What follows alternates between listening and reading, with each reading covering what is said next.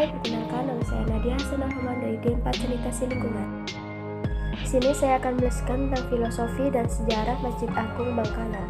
Masjid Agung Bangkalan merupakan jejak bangunan daripada bekas Masjid Kerajaan Bangkalan Madura pada masanya. Hingga tidak heran, masjid ini menjadi salah satu cagar budaya yang ada di kota Bangkalan. Masjid yang berlokasi tepat berada di tengah kota Bangkalan ini kaya akan ceritanya. Pasalnya, masjid ini ada sejak zaman pemerintahan kerajaan, kesultanan, kadipaten, hingga seperti saat sekarang. Begitu memasuki halaman masjid, kita akan disuguhkan dengan bangunan masjid yang tinggi, dilengkapi juga dengan dua menara di depan masjid menjadi ciri khas Masjid Agung Bangkalan.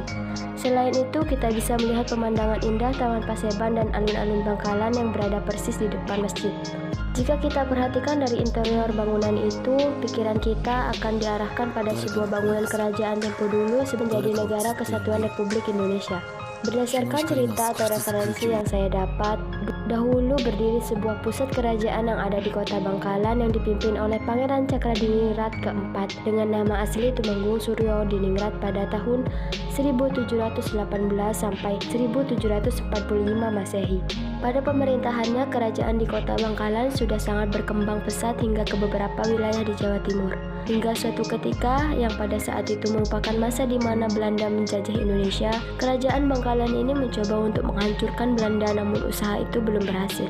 Akibat dari kekalahan perang itu membuat Pangeran Cakradiningrat keempat diasingkan ke Pulau Robben Island yang berada di negara Afrika Selatan. Pulau itu menjadi salah satu pulau yang dikenal dengan pulau penjara dan menjadi tempat pengasingan terutama untuk tahanan politik pada masanya.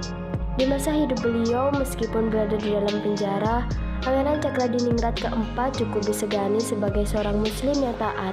Beliau mengajarkan ajaran Islam, terutama dalam membaca kitab suci Al-Quran. Di sana beliau dikenal sebagai Syekh Madura dan dikenang sebagai orang pertama yang membaca kitab suci Al-Quran di Afrika Selatan. Peninggalan beliau, kerajaan Bangkalan terus dilanjutkan, namun terjadi pemindahan yang awalnya berlokasi di Desa Sembilangan, dipindahkan ke Keraton Bangkalan pada tahun 1747 oleh Cakradiningrat kelima dan dilanjutkan Cakradiningrat ke-6 dan ke-7. Dari pemindahan lokasi ini, terbangunlah Masjid Agung Bangkalan untuk pertama kalinya.